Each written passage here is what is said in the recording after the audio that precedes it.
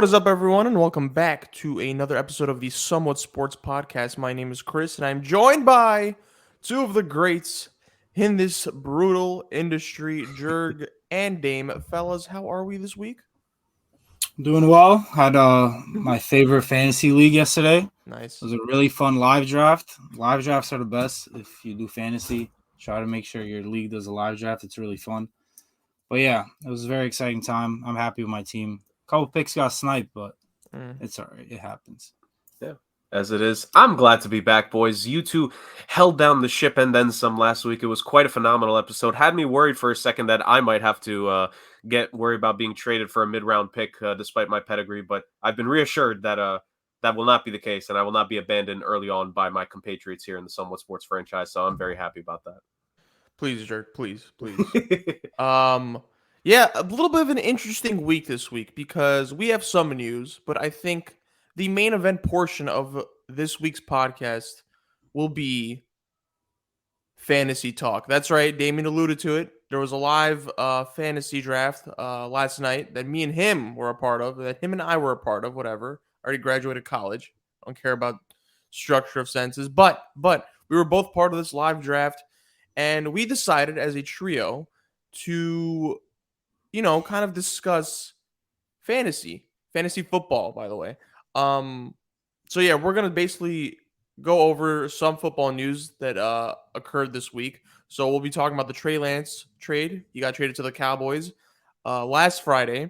And then we're going to be talking about the holdouts of Chris Jones and Nick Bosa and what that could mean for their respective teams, possible decisions they might have to make soon, because the season is only 1 week away, fellas. 7 days, 7 more sleeps to football. And, of course, we're going to finish this off with fantasy talk. That's right. That sounds so wrong. But we're going to finish this off with fantasy football talk. We kind of discussed this. Me and Dame will kind of analyze and discuss the draft we were part of. And in doing so, we'll talk about certain players that should go certain rounds, who might be a reach, who might be a sleeper, who might be a dark horse that you should look into, players that no one is kind of focusing on, and, all that good stuff. So we'll be giving out fantasy tips.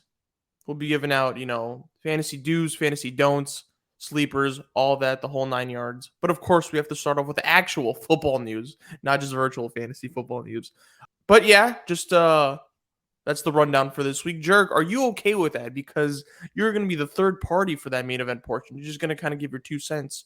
Yeah. But you are good with that, right?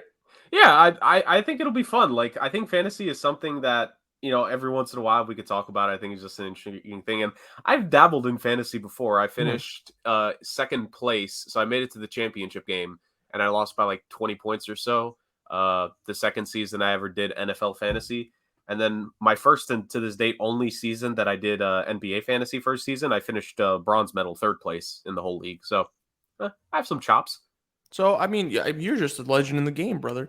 So, yeah. So me and Dame will kind of go back and forth, and we're going to talk about our picks. We're going to be talking about everyone's pick in the draft we were in. And then, of course, Jurg, you could give your thoughts and all that stuff. We'll give our rationale in terms of the players both him and I drafted. So, yeah, all that good stuff. We are no fantasy football experts by any means. Maybe Damon because he's in like 30 of them. But other than that, I think we should just get this started. What do you think, fellas? Dame, are you good for this? I feel like this is an episode you're probably excited for the most. Yeah, I'm good, bro. Yeah, I felt the excitement in that statement. Right. I was gonna say I think Dame's saving the excitement for when we actually talk about it. You gotta understand something, Jurg. Like that low key is Damien's like excitement voice. Okay, guys, Trey Lance traded to the Dallas Cowboys for I believe was a 4th rounder. Am I correct? Yep. Okay. So there was Trey Lance rumors, the last couple weeks. Obviously, Sam Darnold was named the backup quarterback to Brock Purdy, and that kind of meant that the inevitable is going to happen. That Trey Lance was going to get traded because there was no way that he was going to be okay with being QB3.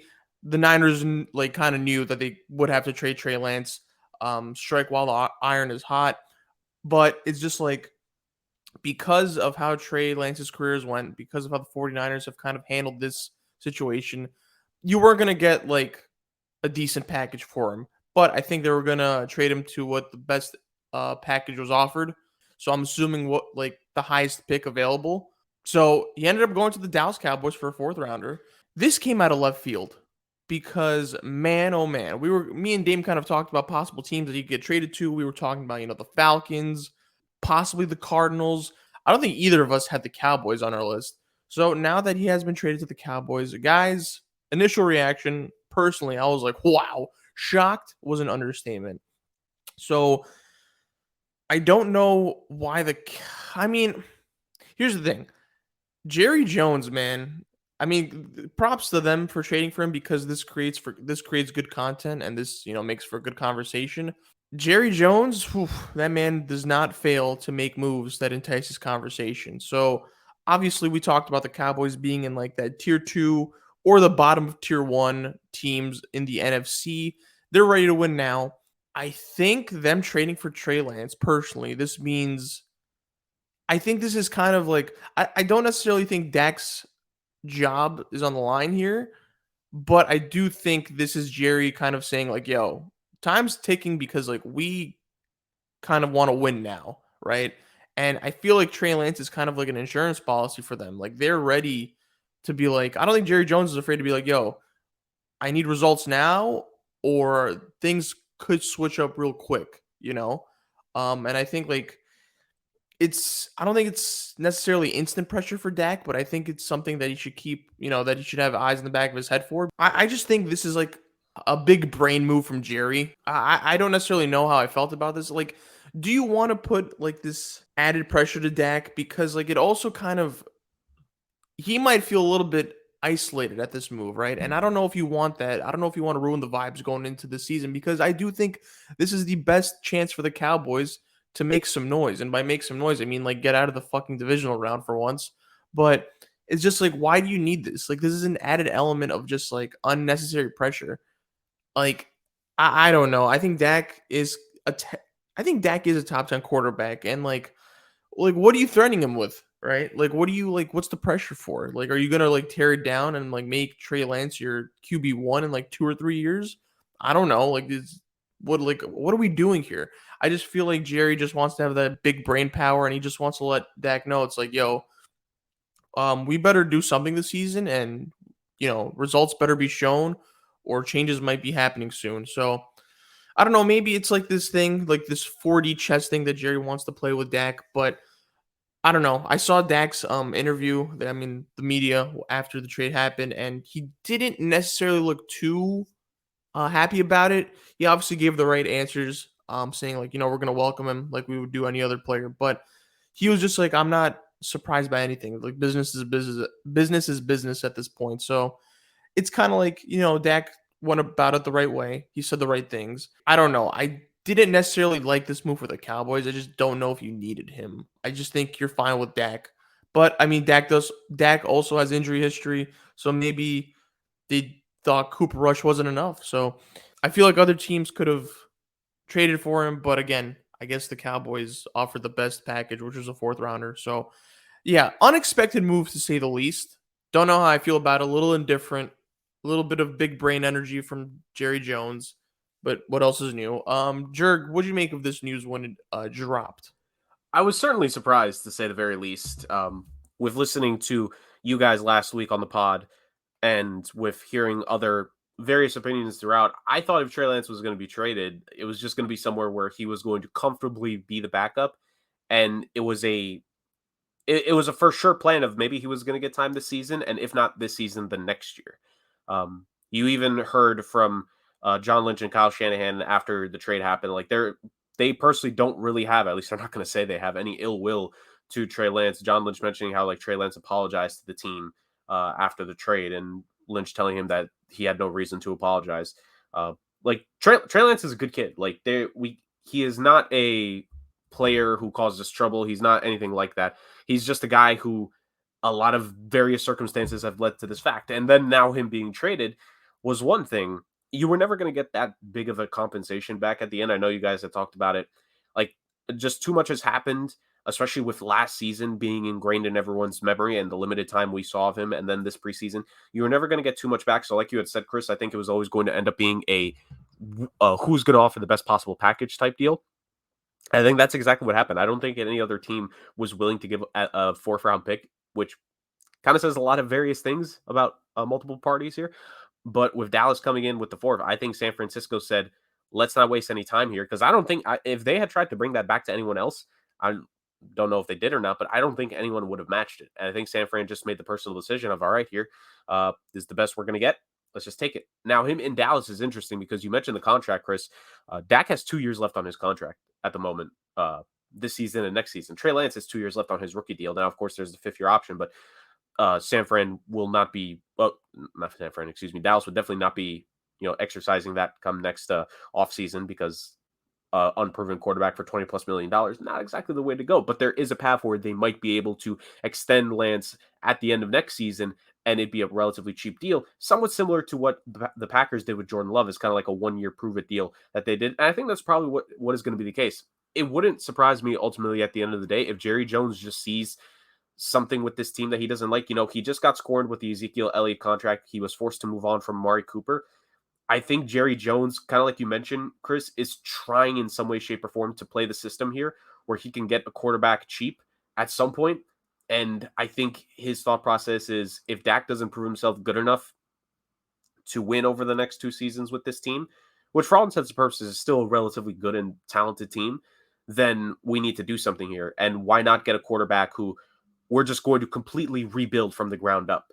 I think that's what it is. I think with Trey Lance, a lot has gone wrong for him, but I still think there is something there to where he should get a shot at some point, and maybe Dallas is going to end up being that team. It is crazy to say because obviously there is the situation as is, but did we honestly think, like, yes, now we know with hindsight 2020, but when Dallas had Amari Cooper, when Dallas had Ezekiel Elliott, both there, when this team was looking pretty dang good, like, did we really see it all ending the way it has with these guys, with Amari Cooper being traded for literal pennies on the dollar, with Zeke Elliott being cut as unceremoniously as it was?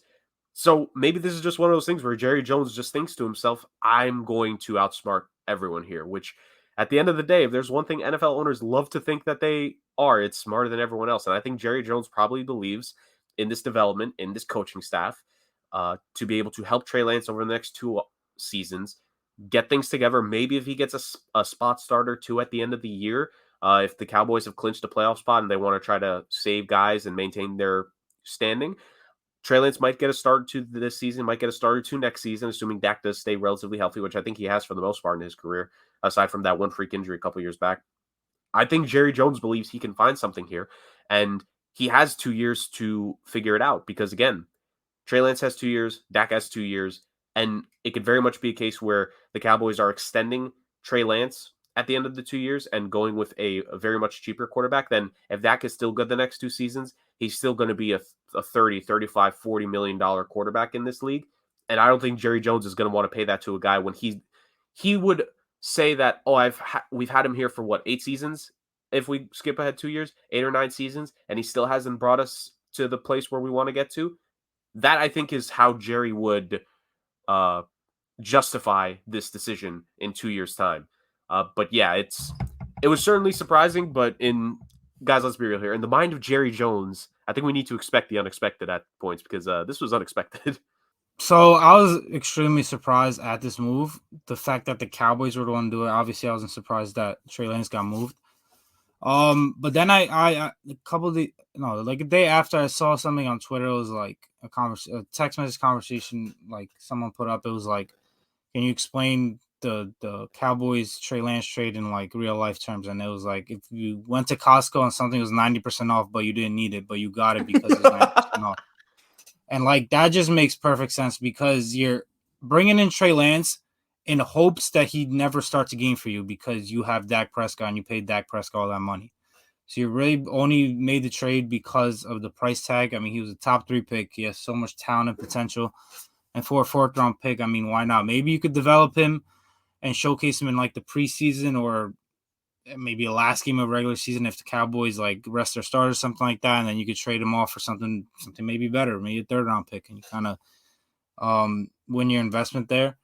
But I mean, like I said, it just does for them. They hope he doesn't start a game because why would you bring him in hoping that he ever starts the game for you? That means you failed with the Dak Prescott situation, and he isn't the franchise quarterback you paid him to be, and you just lost out all that money, and obviously you aren't winning games if Trey Lance ends up starting for you because you had to make a quarterback switch. So I think also, though, him playing behind Dak Prescott, they have very similar play styles.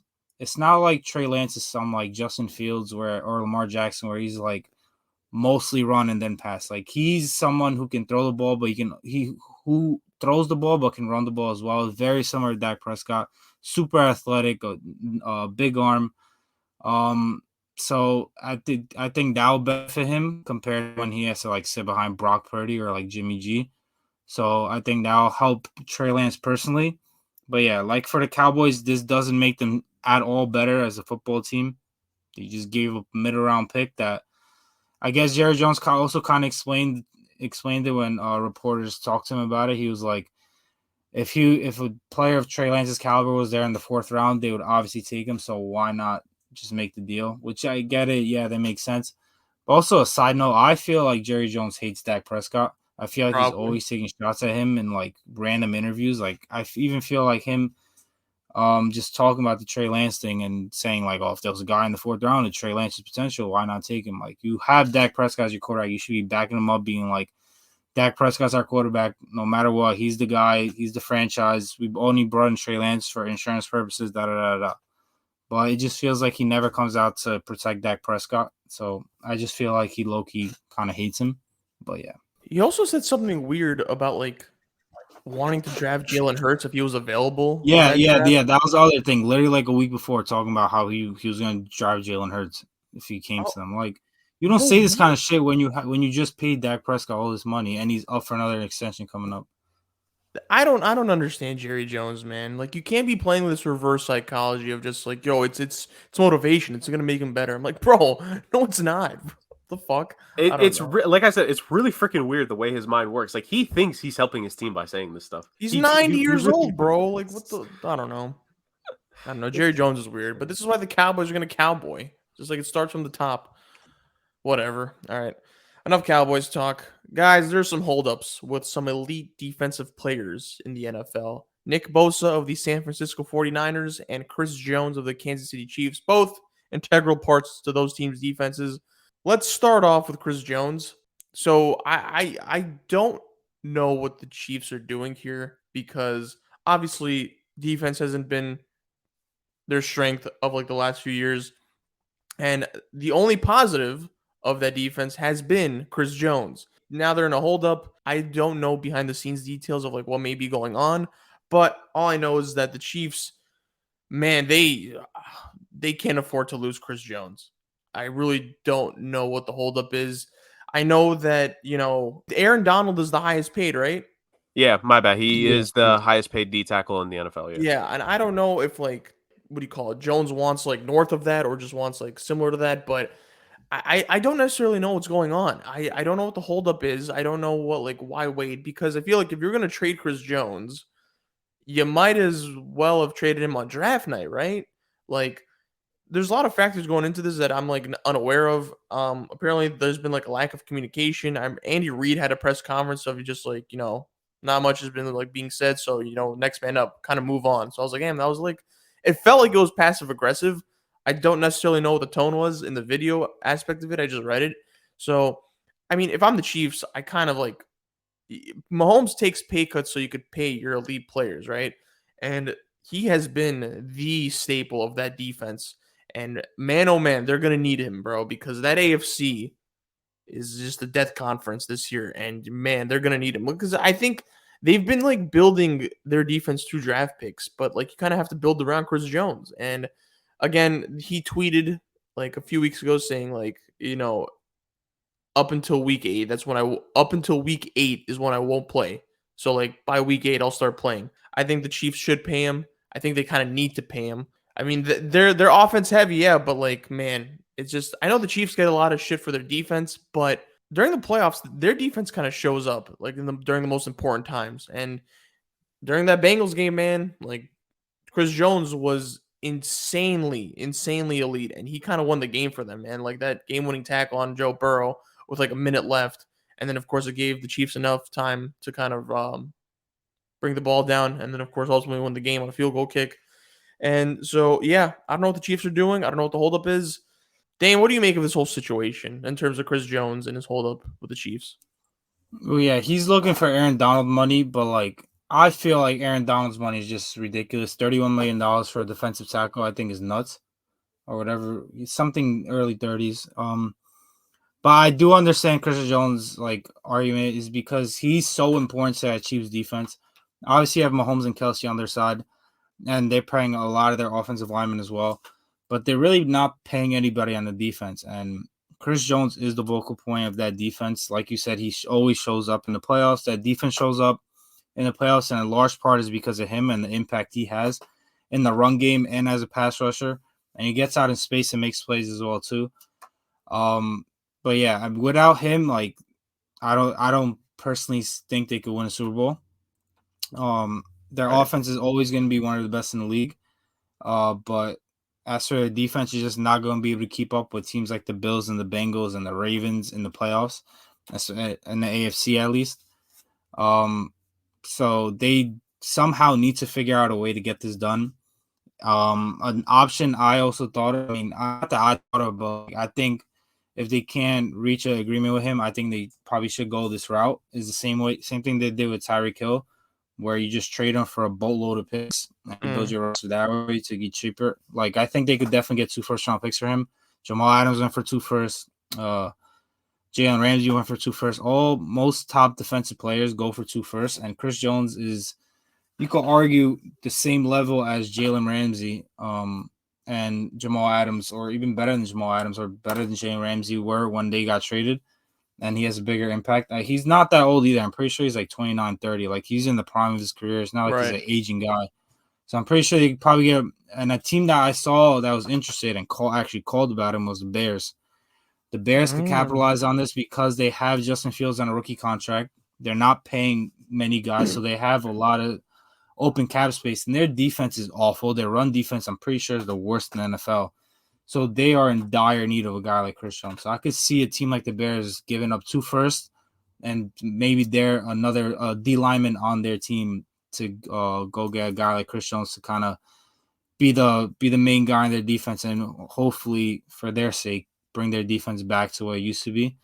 And as for the Chiefs, if they got 2 first-round picks and a starting defensive lineman, like, you go with that, because not only is that open up cap space for yourself, whether you want to pick different spots on the defense to improve or on the offense, you also have 2 first-round picks. With the Bears, they're going to be better than they were last year, but they're not going to be a top team. You're going to have the top 15 pick in the draft again, as on top of having your own.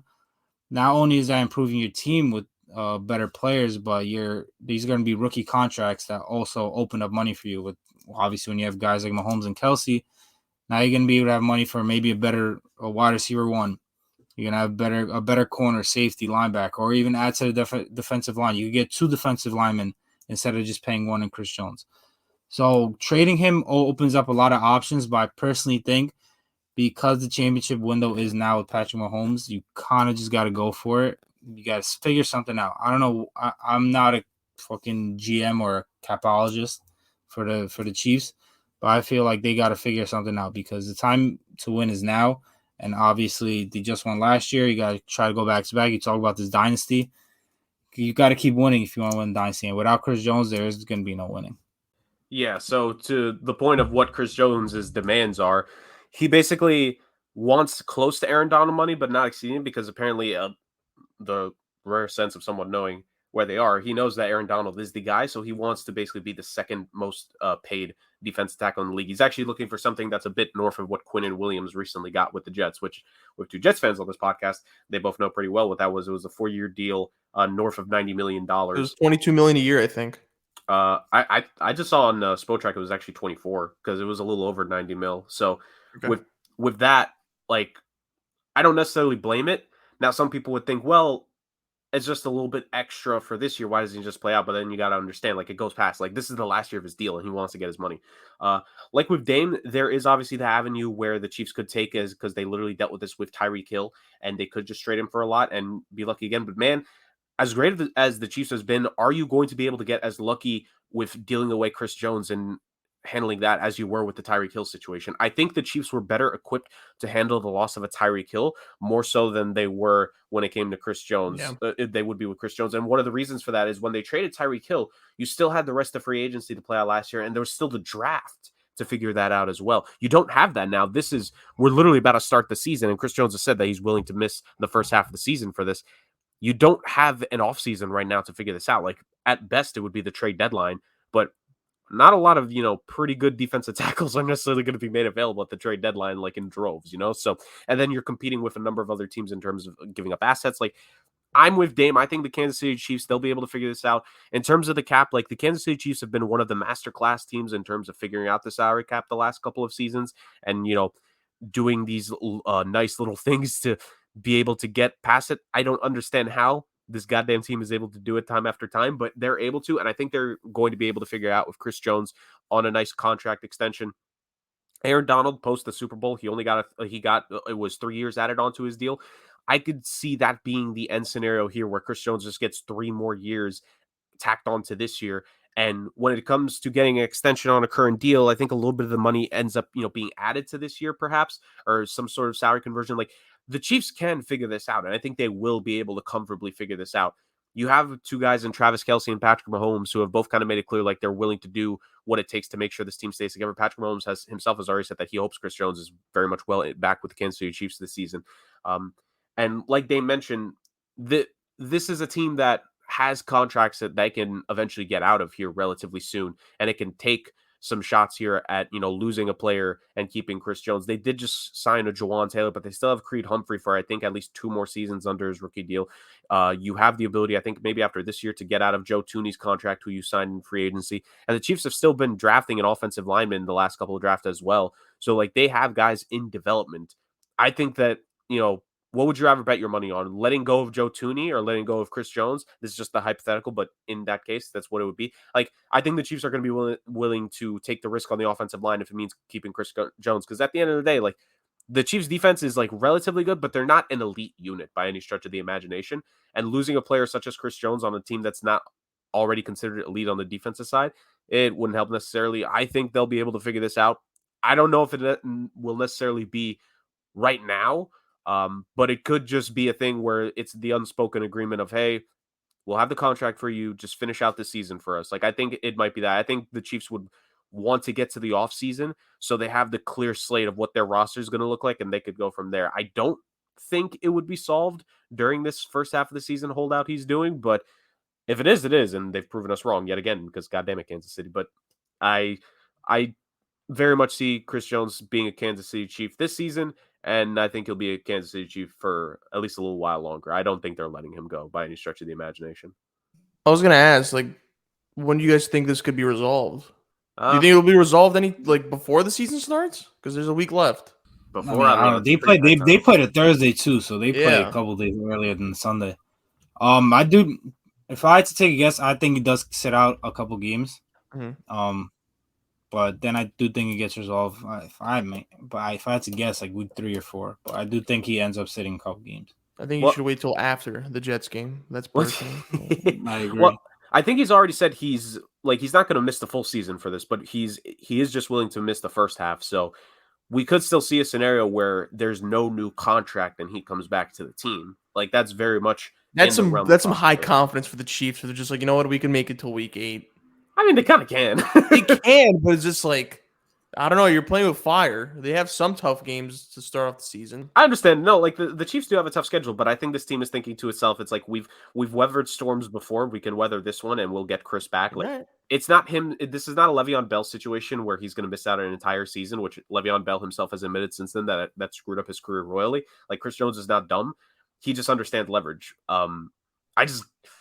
I don't know. I mean, again, if it does get solved, it gets solved, and that obviously is wonderful for all parties. It's just I could very much see a scenario where the Chiefs are confident he'll come back, and they'll just settle this for the offseason. Like, because how often do the Chiefs deal with things mid-season like this? Like, they've never extended anyone important to the core during the season. It's always in the offseason. This would be kind of different if the Chiefs handle it now. I feel like they're just going to wait till the end of the season and then bring Chris Jones back into football. Like, they might have the contract ready, but they just don't want to give it now. That's very much a possibility. Okay. All right, speaking of another elite defensive player who's holding out, Nick Bosa of the San Francisco 49ers. Fellas, I mean, look, I've seen some crazy Reddit theory, by the way. Let me just read this, by the way. I've Okay. read this, and I kind of said, well, I mean, it made its way on Twitter. I didn't personally find this, but on the NFL subreddit page, and I can't that just shows the quality podcast we are. We're bringing up Reddit theories here, but Gotta love it. huh? You gotta love it. No other podcast does this. Come on. Josh_Rosen did this. Inside source. 49ers may trade Nick Bosa to an unnamed AFC team. Quote, I'm the same Redditor who broke the Christian McCaffrey to 49ers trade news before it happened. So, hey, he's got some stuff here. He's got stuff. Okay, I called that on the podcast too. Like, this guy ain't special. Come on now. Okay, so he said, this is a recent development and this is happening right now. There's been breakdown in negotiations between the 49ers and Nick Bosa. Bosa asking for a lot more than 49ers budgeted for and essentially has all the leverage in current situation. 49ers threatening to trade him to an unnamed AFC team if Bosa doesn't sign their current offer within the next week. Unnamed team prepared to pay Bosa what he wants. Reminder that similar situation happened with DeForest Buckner. They were far apart in numbers and 49ers cut ties. San Francisco reportedly has been working on the parameters of a blockbuster trade for several weeks. Now, I don't know if I necessarily believe this because we all know how important Bosa is to that defense, and like he is kind of the core of that identity, right? He's a superstar in his position. But fellas, do we think that Bosa could get traded here? Like the Niners, I don't know like how they handle things. Like they're kind of sus with the way they handle things. They're an elite team and we kind of give them some leeway in terms of like how they handle stuff because they produce results. But like Nick Bosa that's a major loss. Like you can't really replace Bosa here. But fellas, if this report is true, obviously, initial thoughts on this whole thing. Like, do you think everything gets resolved before the season starts? When do you think like the holdout will end? If it does end. But if this report is true from Josh_Rosen of Reddit, an AFC team, who could he possibly get traded to in the AFC? Obviously, if Bosa is available, you make that trade. But, I mean, which AFC team do you guys think this guy is talking about? Like, obviously, I feel like every team could use a Nick Bosa, but what do we think? Jurg?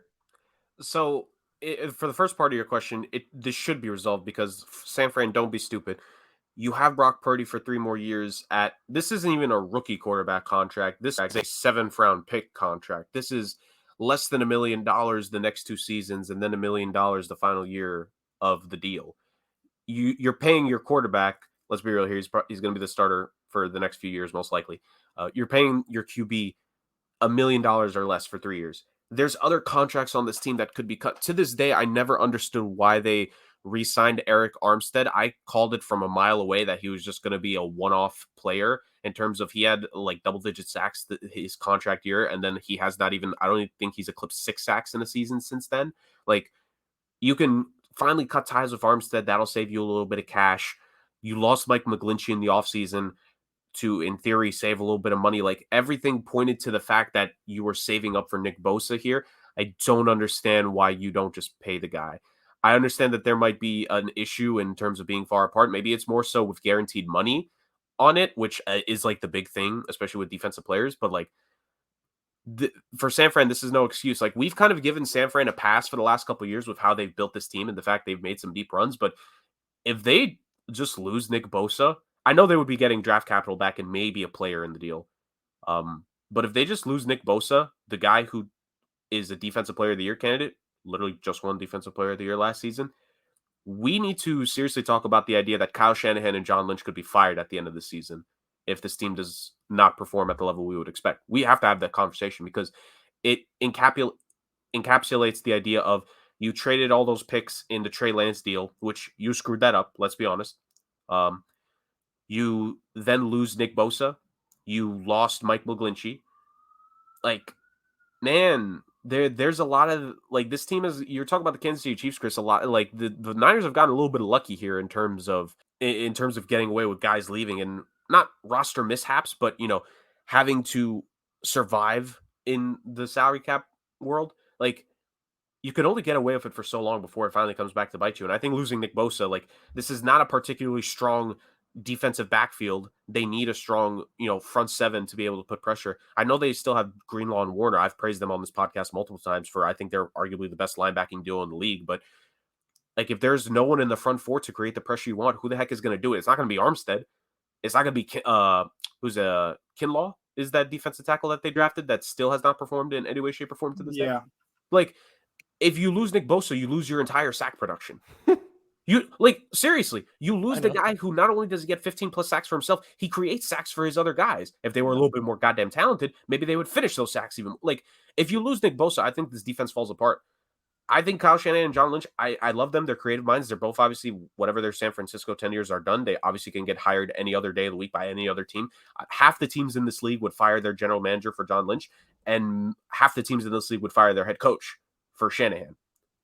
But at the end of the day, if they screw this up, they're going to be fired at the end of this year. If they have to trade Nick Bosa, don't figure this out, and they have a terrible season, which you don't get better as a team trading away a player like Nick Bosa. I'm sorry. I understand the salary cap thing, and even as a general manager, I would get this as well, but no general manager would argue in any way, shape, or form you get better losing a player like Nick Bosa. It's just ridiculous. So they should be figuring this out because there's absolutely no excuse for it.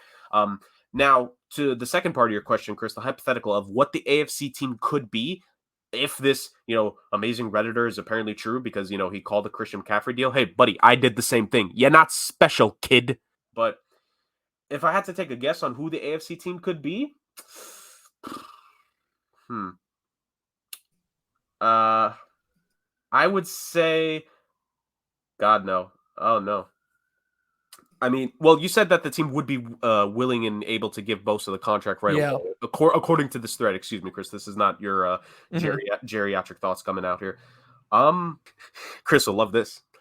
There's a team in the AFC North that some people have been trying to praise going into the season that they already have a really good pass rusher that is a brother of another really good pass rusher. I know where you're going. And don't do it. And they have a rookie quarterback. But they actually did just pay another guy on that defense, so I actually don't think it would be them. Man, it's tough. I think I'm trying to be unique here, but it's kind of hard here because I look at some of the AFC teams throughout it. Actually, what's cap space? Does anyone know? I don't know if they have cap space, but I could see this team trying to make this move. Denver would be a team I think would very much be in the conversation because they just traded. Think about this. The last couple seasons, they traded Von Miller. They traded Bradley Chubb. They lost Evero in the offseason, their defensive coordinator, who's led them to having a pretty good defense the last couple of years when that offense just cannot move past the 50-yard line to save their life on some games. They need that elite pass rusher there. And offensively, like, Sean Payton can handle the offense. He just needs someone to handle the defensive side. And they have Vance Joseph there. Not the biggest fan of him, but you give him a Nick Bosa type player, I think Vance Joseph could do something with the defense. And they still have a pretty good secondary.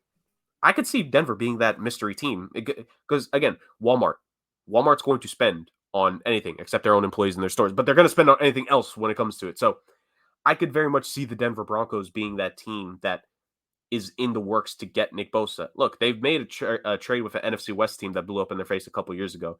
You think they won't go back to that well? Come on now. Mistakes are not always learned from, gentlemen, in case modern society is not enough of an example. Do they even have the assets to trade for Bosa? I mean, they have future first-round picks. I don't know. They gave up so much for the last few years. I'm not aware of what they have at this point. Well, they've already paid off all the draft picks from the Russ trade, so I think everything is just clear from here. Did they? I don't know. I think they have one more this year, but I'm not sure. Regardless, though, this is different from the Chris Jones situation with the Chiefs because the Niners don't have a Patrick Mahomes to pay. Like, they have Brock Purdy, like Jurg mentioned, on a 7th-round deal for 3 more years, I believe. You're literally paying him nothing. And they're really not paying – they're paying Debo, they're paying Fred Warner. But they're paying guys. But their main thing where the quarterback, who on most great teams takes up like $40 million of your cap, they're paying essentially, I think, like $1 million or something for Brock Purdy. They have no excuse to not pay Nick Bosa, who's arguably the best defensive player in the league. He goes. Their defense goes as he goes. I know they have other players like Fred Warner. Like I said, they have their safety Mufanga or whatever his name is. They have other guys on the defensive line as well. And it always seems like whoever leaves this defense, there's always just someone behind them. But there's just no way to replace Nick Bosa. I mean, he's almost leading the league in sacks each and every single year. You gotta pay him. You drafted him. He's been great for you every single year. Sure, he has a couple injuries here and there, but he's dominant when he plays, and he himself can win you some ball games sometimes at the end of the game where he makes a big play.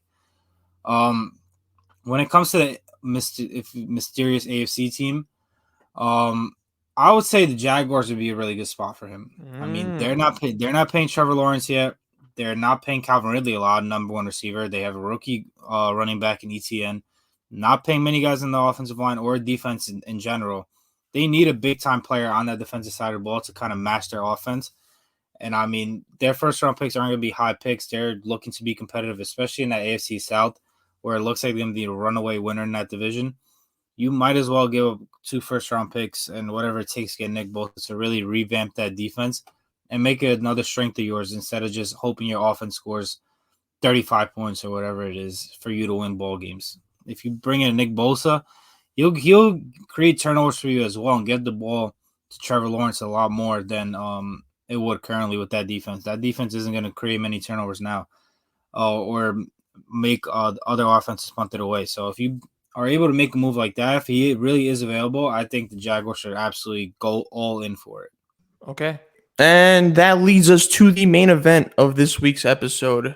Ladies and gentlemen, we are not a fantasy football podcast, but we do fantasy football behind the scenes just for fun. Well, I mean, money involved as well, but we have a fantasy football connoisseur in Dame. And then we, me and Jurg just kind of dabble here and there. But nevertheless, me and Dame and I were involved in a live fantasy football draft last night. And we're going to just talk about that. And in doing so, we're going to discuss, some fantasy advice, possible sleepers, possible dark horses, who might be a bad idea to take. Is someone, slated to go too high? Is there someone that you should take barring injury? Is there a player that you shouldn't take because, his track record alone says that's not a good idea? Dame, you should lead this segment. Well, I personally did. I wrote down a couple bad picks, a couple of the worst picks I thought, a couple of the steals I thought. And I kind of gave every team a grade. 8 teams. All right. So because it'll take too long to say the names, Dame, I mean, we have specific people listening to this podcast so far. How about we talk about our teams first?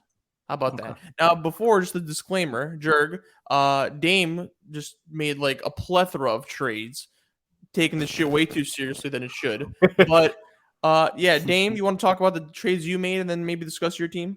So when I didn't make player trades, I made draft pick trades. So when the draft order came out, I was at 7 out of 8. So I had 7, and then I had the 10th overall pick. I had the second pick in the second round.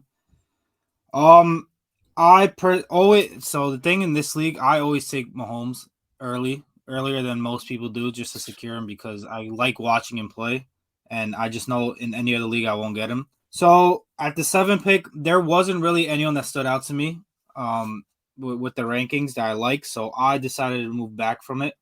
I quickly moved up to 2 just to trade 2, but then I moved back for a lot of mid-round picks. I'm not going to get into the specifics of the trade, but I liked a lot of guys in the mid-rounds compared to the top guys. I'd rather multiple guys in the mid-round compared to 1 or 2 guys at the top. That's how I looked at this draft specifically.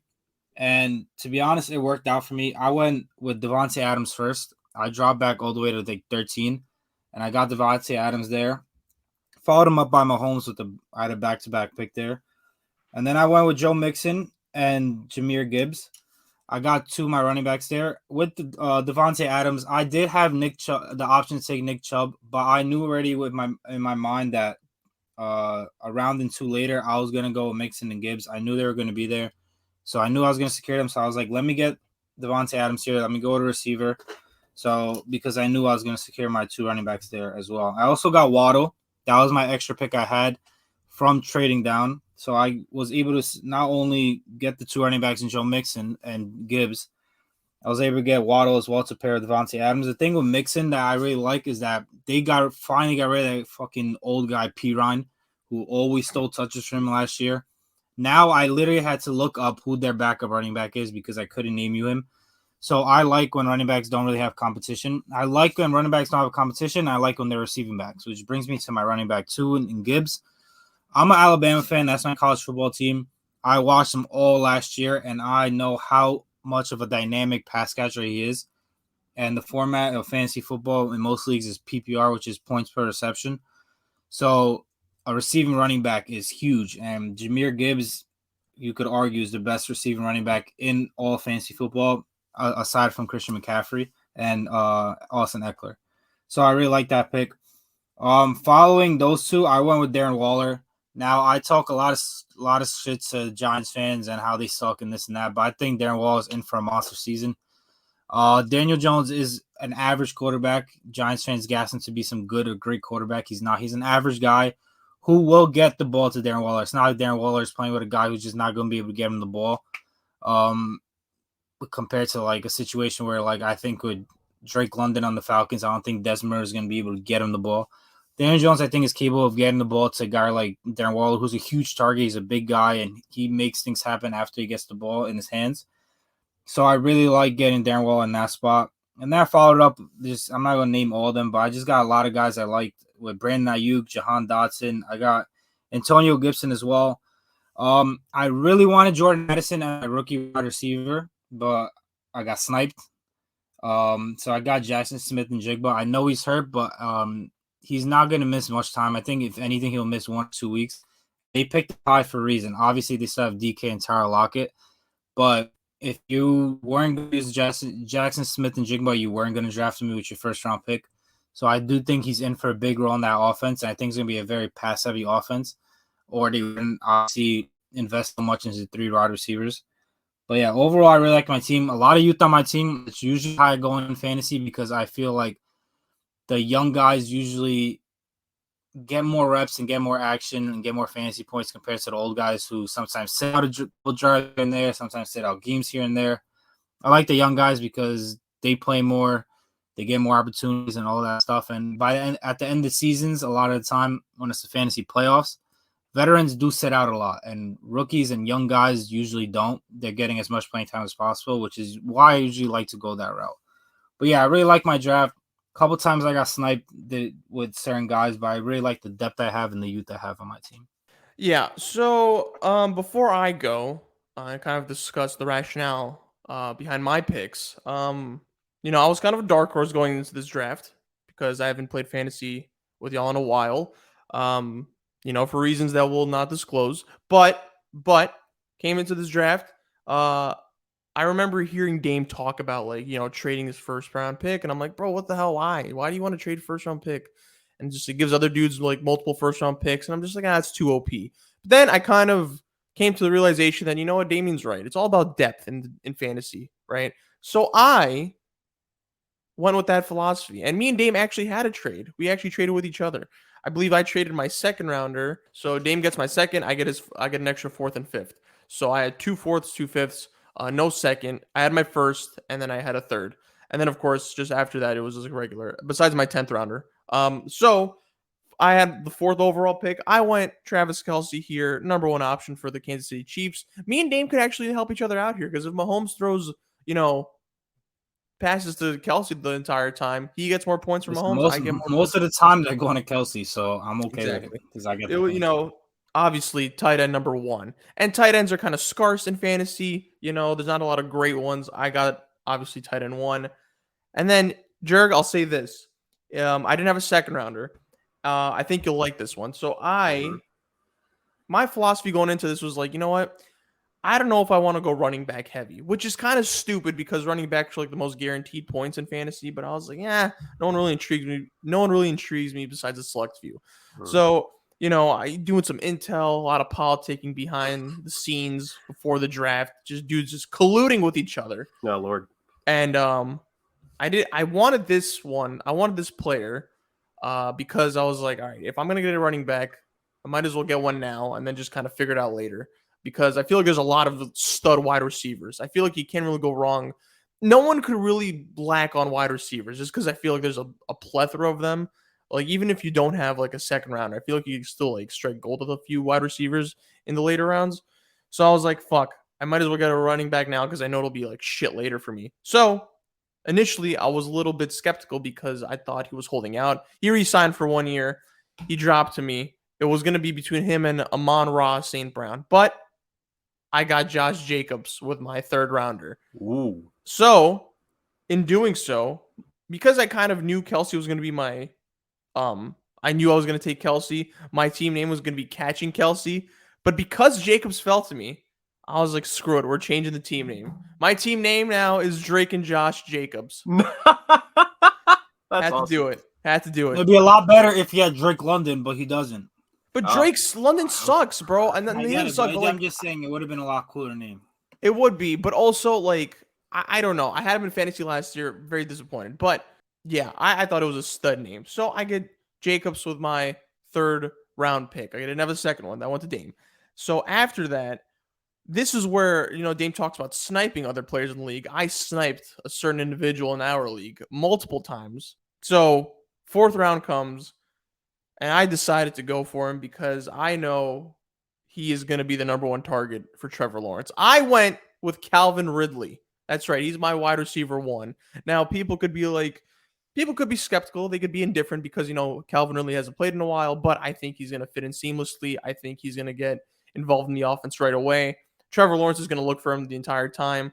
I actually like the Jaguars wide receiver core, and man, I think Ridley's going to be a sleeper. So I think he is in that tier, that fourth round tier. Like he isn't going to go past the fourth round, in my opinion. So I went with Ridley, clearly a popular figure in our fantasy draft because everyone was fiending for him. And afterwards, we were talking about like we went through each team and like people who were interested in who. Everyone said Ridley. So clearly, I have a target in my back in terms of trades. Now, Jurg, after that, because I had Damien's fourth rounder, so I had 2 fourth rounders. So after Ridley, I went, with a surprise. I wanted to nuke the draft. That's what I wanted to do. So I went with Mark Andrews. Sorry, just to interrupt you. Wait. Chris is a new kid on the block. So he wanted to make noise and make a name for himself. Yeah. I think that's what his end goal was here in the draft. Yeah. That also, look, no matter how many weapons the Ravens add, Mark Andrews is always going to be Lamar's favorite weapon.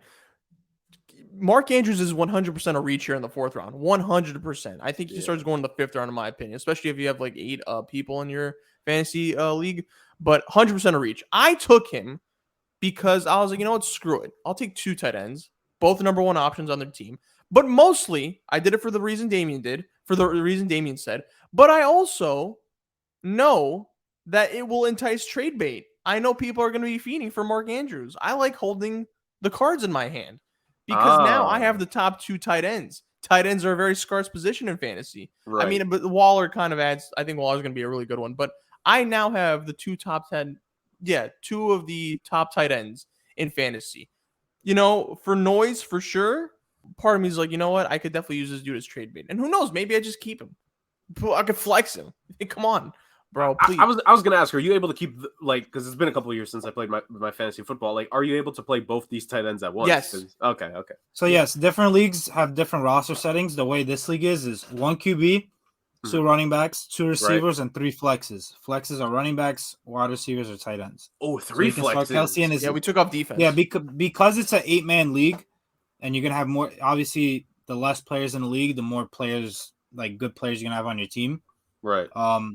We decided to put 3 flexes into 8-man, and most fantasy leagues, standard leagues, are 10 or 12 guys. Yeah. So we just added extra flex because we have more players. So I mean, we took off the defense. By the way, we still have a kicker. I Mark went Andrews. I like that kicker.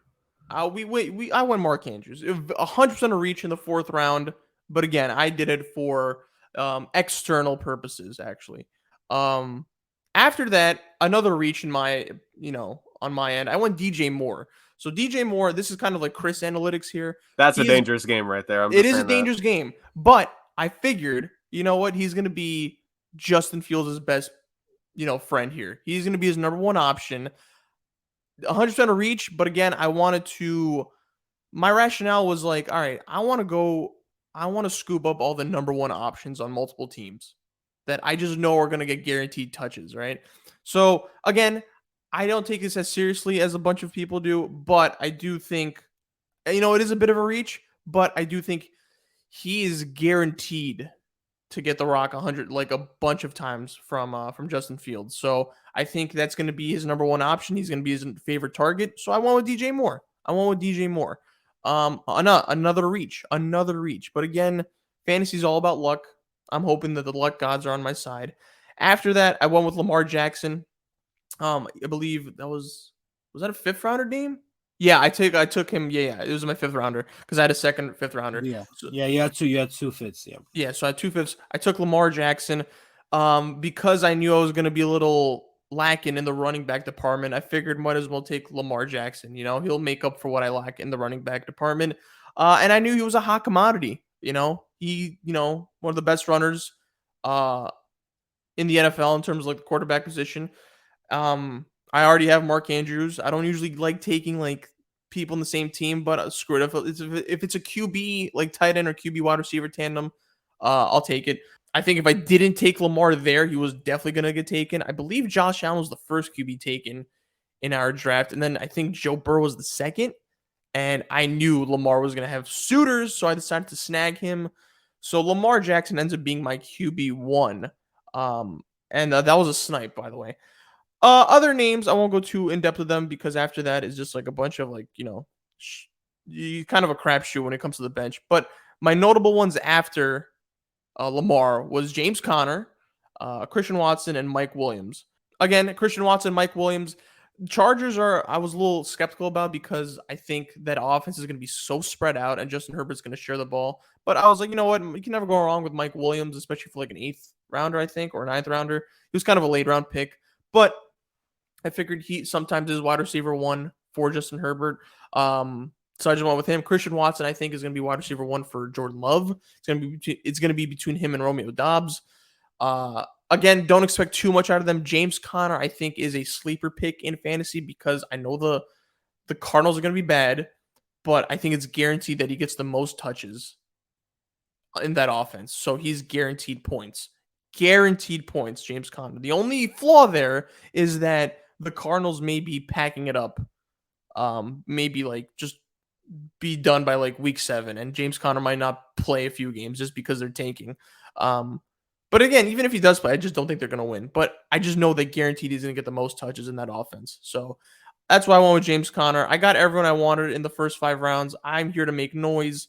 I'm here to spread out the wealth. I went depth over top heavy. So that's me. I sniped Evan McPherson from Dame.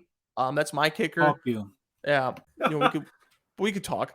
Kadarius Toney took him. Devin Singletary, Zach Moss, because I don't know what's gonna happen with Jonathan Taylor.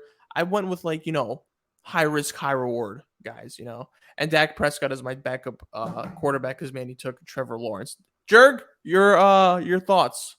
I mean, it's a lot to handle. I'm sorry. Yeah, no. It is a lot to handle, but I could see it. I mean, I will say this: Dame clearly shows his experience with the selections I believe that he makes, and considering he does one fantasy league per every team in the league per season, he's done this a lot, so he certainly has it there. I definitely get the mindset, Chris, especially like with the context of how the fantasy league is structured, like in terms of who's going to give you points. Because like when I played fantasy, I played with like defense. Well, when I played the 2 seasons I played fantasy, we played with like specific defensive players. So it was drafting Wagner, it was drafting, yeah, like that. Not like this was a couple of years ago. I don't know how many fantasy leagues still do it like that, but like I was drafting several defensive players, but you guys mainly just doing it offensive and special teams, which, for the brand, I love the kicker there, is certainly something. I definitely get the mindset with a lot of your picks. I will say this, like your first 4 picks, you sold me on them. Like I think like they were very good.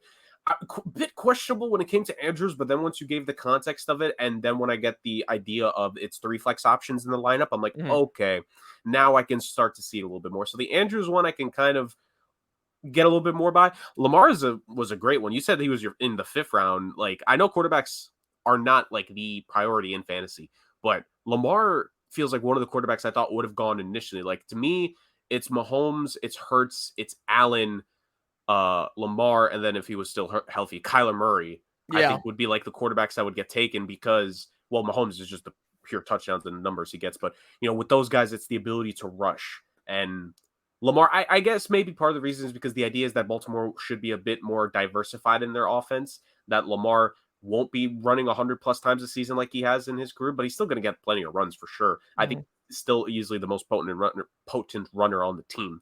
So that's a really great pick there with your fifth one. And then outside of that, I think you just went with depth. James Conner is interesting because there's a guy, like if I was doing fantasy this year personally, like a guy I would have been interested with like a later round pick would have been Jamal Williams, because, you know, Jamal Williams and Connor James Conner, are two guys who had a lot of touchdowns last season. And if you just get a guy in there who's basically, he's going to be one they trust to finish drives, that's something that I would have figured. Man, oh man. I think like it's a good one. Perhaps like some of your later picks, I would have to know who is available. Like Christian Watson, I think is like a massive risk because I just am not a Jordan Love fan. Mike Williams, I get, but for being later, but Mike Williams is a solid pick. Like I think you had a pretty good draft, honestly, but I don't know. Maybe there's, and again, I don't know what the context of the draft was, but like maybe there's just like one or two picks missing there that I think would have made you really, really good. But hey, man, if you got the guy that everyone wanted in Ridley, that's a big positive. I can't take it away from you at all. You got to understand something, Jurg. I am playing with Titans, so like I can't really finesse here because like everyone knows what they're doing. Right. So my bench is a little suspect, but I feel like after like the 9th round, everyone's bench gets a little suspect because it's kind of a crapshoot. You're just kind of going off like pure instinct at that point. I think Kadarius Toney could be a sleeper just because like he could be Mahomes' like deep threat. I don't know how he's going to do health wise. I hope Zach Moss could provide some type of points just because like I think without Jonathan Taylor playing, with Jonathan Taylor not playing, maybe he gets, you know, most of the snaps there, but we'll see. We'll see. Again, the trade season is still upon us. We still have a week left. Don't get me wrong. Well, not real quick, because I know your team. Trade season is until Thanksgiving. That's usually our trade deadline. Yeah. Just so you're aware. What is a Dame's team name? The Mahomes Boys. I love it. Oh no, yeah, but it's NFL's best 25 and under. Yeah. So somehow he made it worse, but yeah, I think Dame knows what he's doing. Dame for sure knows what he's doing, but it's also Dame also forged. I won last year. Just so yeah. Dame forges partnerships throughout the league, by the way. GM trust is at an all-time high with him, apparently. Well, Chris, remember what I said a while back? Like, you know, general managers, they mainly deal with their select group of guys who they have the most trust in dealing with. Like, if Dame has his go-to guys who he makes trades with, like, he's just Dame is practicing to be an actual general manager one day. I'm convinced. Perhaps. There's some characters in this draft. You know, some dudes are a little too stubborn with their picks. Some dudes aren't forging as many partnerships as Dame is, and that's kind of a detriment to like on their behalf. But I like it. But Dame, when you become a general manager, can you please hire me in your front office somewhere? I'll always have a spot for you, bro. I appreciate it. Not me though. Not me. Dame, let me go to you on this one. There were some not questionable, but there were some surprises in this draft. There was questionable. So could you name some of the questionable picks and what round they were in, by the way? So the first one, we'll just start out very early. The first round, Ryan had the 2 pick and the 8 pick. He traded up to get the 2, took McCaffrey. Yeah. He had the last pick in the first round. Many thought that he was going to go Stephon Diggs. Guys that were on the board, I'll tell you, was Stephon Diggs, Nick Chubb, Bijan Robinson from the Falcons, Derrick Henry, Devontae Adams, and there was one other guy. Whatever, I forgot. He decided to go Garrett Wilson. Now, I think Garrett Wilson's a stud. I'm not just saying that as a Jets fan. I think he's going to take a major leap this year with Aaron Rodgers.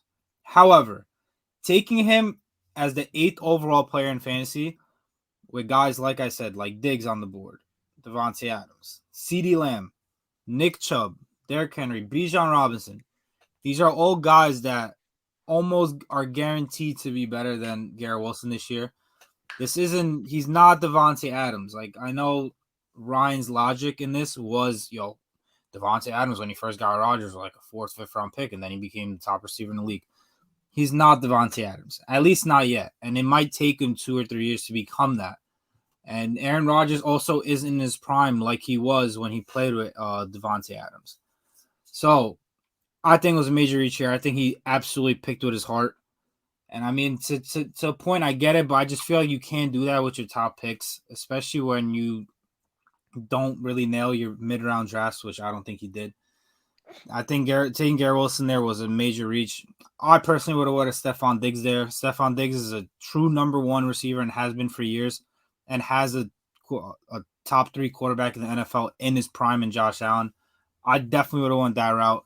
And if you weren't going to go receiver, a guy like Nick Chubb or Bijan Robinson are 2 number 1 running backs who are going to rush for over 100 yards a game and catch. Bijan Robinson, he's going to catch a lot more balls than Nick Chubb, but Nick Chubb is going to get a lot more rushing touchdowns or rushing yards. And I just think both of them are going to be better than Garrett Wilson as well.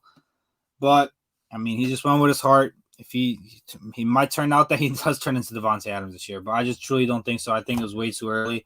And if he really had his mindset on Garrett Wilson, he maybe should have tried to trade back a couple picks, maybe gain something else in the later rounds, and then take Garrett Wilson, say at like 12 or 13 instead of 8th overall, because probably still would have been there. But yeah, I think that was a number 1 prize there. Another one for me was Michael had the first pick in the 4th round. He acquired this from Manny in a pre-draft trade. He took Deebo Samuel here. Now, I'm not big on Deebo Samuel. I'm not big on that offense in general. I think this is a prime spot. Yeah, but I think this is a prime spot for him to take a quarterback. He at this point, he already had Tony Pollard, A.J. Brown, and St. Brown on his team. So it's not even like you just needed to get another running back on his team. He just decided to go as 3rd wide receiver in Deebo Samuel, who I don't even think is the best true wide receiver on his team. I think that's Brandon Ayuk. I think he's the best passing option on that team. And who has Brandon Ayuk, Dame? Me. Yeah. And then I don't think that Deebo's their best rushing option either. Obviously now with Christian McCaffrey. So he's not a number 1 option at all in that offense. So I think this is a pretty risky pick here.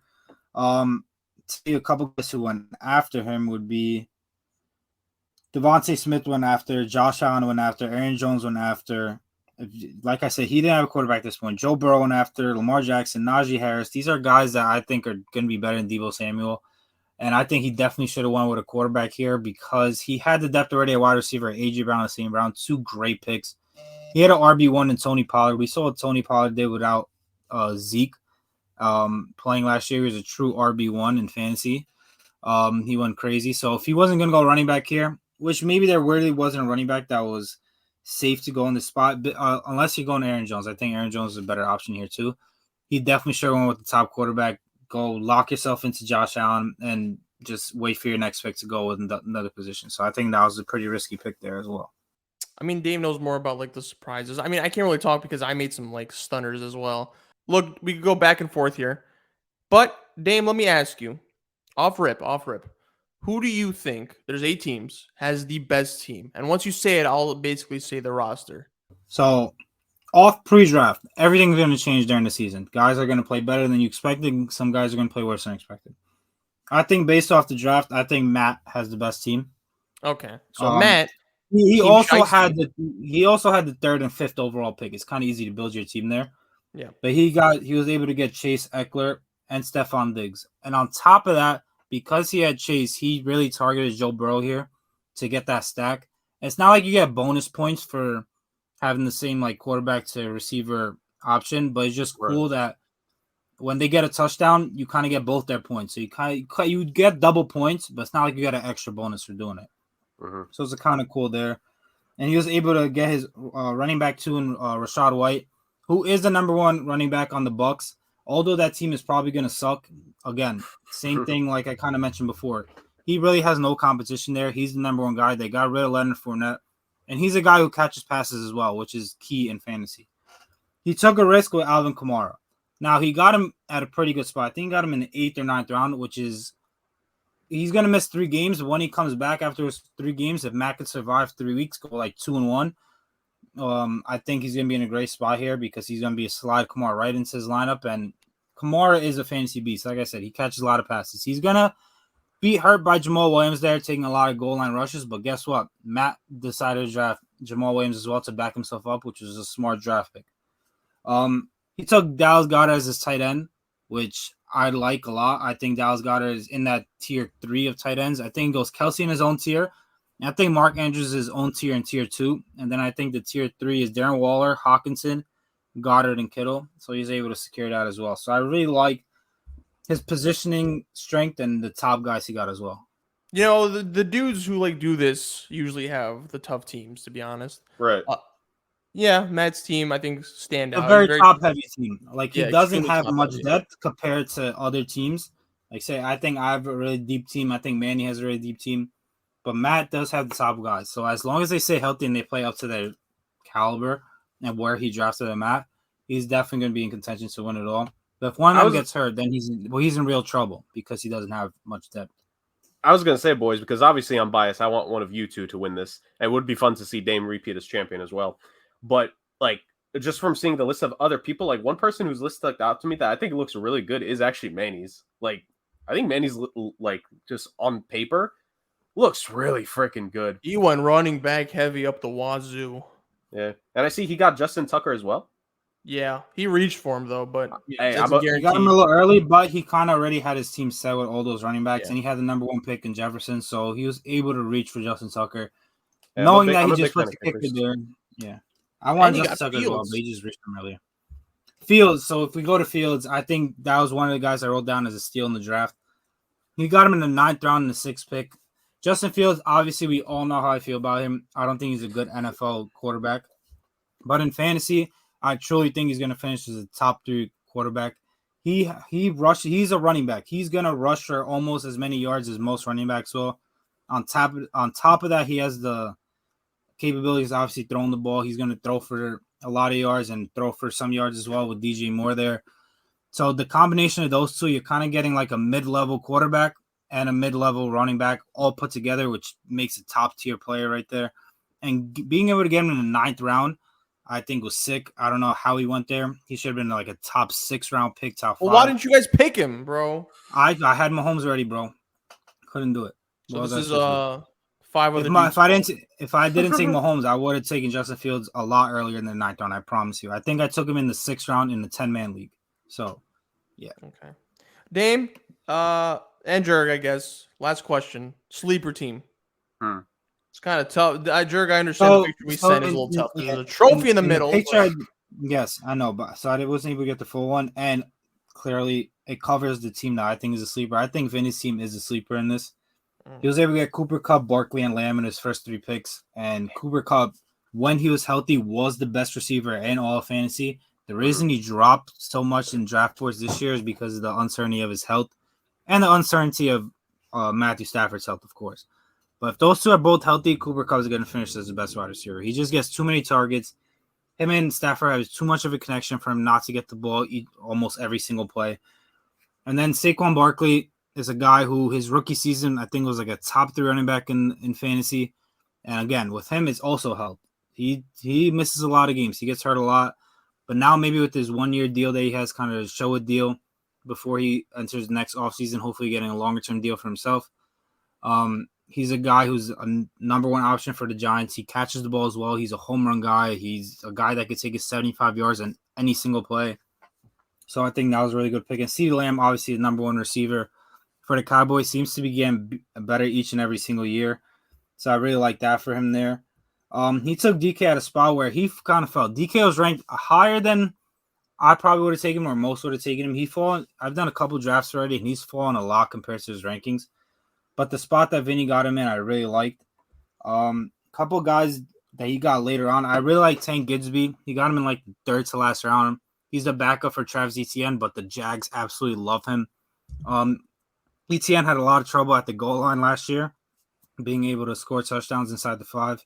Etienne had a lot of trouble scoring inside the 5 last year, and so they brought in a guy like Tank Bigsby, who's a big guy, big goal line back in the 3rd round of the draft, so he's a rookie. And I think he's going to get a lot of action. If Etienne gets hurt, this guy could absolutely explode. He got Jerry Jeudy pretty late as well, I think in the 9th or 10th round. Obviously, Jeudy was going a lot higher, maybe in like the 5th round in most drafts, but then he obviously had the hamstring injury. But seemed not to be too serious. He might miss a couple weeks in the beginning of the season, but then he'll be right back up there. And I think with Sean Payne there, I think Jerry Jeudy's going to be a number 1 receiver. I think he's going to use him a lot like Sean Payne used Michael Thomas back with the Saints. I think it's going to be huge for Jerry Jeudy because he's super talented. Was a 1st-round pick from Alabama. He's an insane route runner. he's able to get open by himself, create a lot of space. So I think that was a really good pick there. He got him at a good value. He got Madison as his RB2, obviously with Dalvin Cook leaving. I think that there is some question marks there because you don't know if he's really an every down back. He was a good backup to Dalvin Cook, but how is he going to be when a full 17-game season where he's the starting guy and taking a lot more of the load than he did before? So I think Vinny's team is a big sleeper here. None of us really talked about his team that much, but I think if I had to pick a sleeper team, it would be his. Who's next to his, real quick? Just because I have the team names, I don't know everyone who owns the team. So Vinny is the second team, and third team is E's team. It's Chris's rival. I mean, whatever. So Vinny's second, because I was gonna say that team with Tyreek Hill. I assume that's Bijan Robinson. Yes. So Tyreek Hill, Bijan Robinson, Chris Olave. While I don't like Derek Carr, I know Chris Olave should do good enough. Is that Amari Cooper? Yep. Yes. And then who's that under him? Devontae Smith. Devontae Smith. Maybe one receiver too many. Maybe it's just me and my Amari Cooper thing. But if you're talking about a dark horse, that team might be able to. I think the make or break for him, from what I'm able to see of his roster, is because he has. I think his biggest dark horse will be J.K. Dobbins. If J.K. Dobbins can finally do something for Baltimore, I think he's got something what looks to be a pretty well enough team. That could really help. Again, I don't see the entire team off the top of my. So he has like Mike Evans. To round it out, he has like Mike Evans. He has George Kittle, Dobbins. He has Hollywood Brown from the Cardinals. He drafted Jordan Addison, Cortland Sutton. He drafted the running back from UCLA that Seattle drafted. Charbonnet. Yeah. Oh, that's good. He has Brian Robinson from the Commanders and Kendry Miller from the Saints. I think I if I had to say a dark horse, I think it might be my dark horse. Yeah, it's a really good team. It's very deep. He's gonna need to hit on that second running back because Bijan and running back 1, that's great. But then his running back 2 and 3 are Miles Sanders or J.K. Dobbins. It's going to be tough. Obviously, he could just flex 3 wide receivers. Right now in his flex, he has Cooper, Devontae Smith, and Mike Evans, which is great. But he's going to have to be able to figure that running back 2 spot out one way or another. Well, having Jalen Hurts and Devontae Smith is a cool stack, though. He has that stack. So. Hurts especially. That's a... Yeah, with the running touchdowns, yeah. I think that's enough fantasy talk. I think we've kind of, We're not doing worst team. Huh? We're not going to say the worst team. Well, you go ahead, Dame. Well, this is a consensus around the league that Ryan picked the worst team. Like I said, he had the super reacher, Garrett Wilson. He got McCaffrey, obviously, with the 2 pick, but he reached on that guy. He picked DeAndre Hopkins. I mean, I think DeAndre Hopkins is going to be awful. Then he picked his next running backs after ETN was Javonte Williams, Akers, and Herbert. Khalil Herbert from the Bears. I think those are 3 guys with huge question marks. Javonte Williams coming off of ACL. Akers, if his coach even likes him. Herbert, it's like Justin Fields is kind of their running back 1. He's going to take a lot of rushing yards and rushing touchdowns. How much action is Herbert going to get?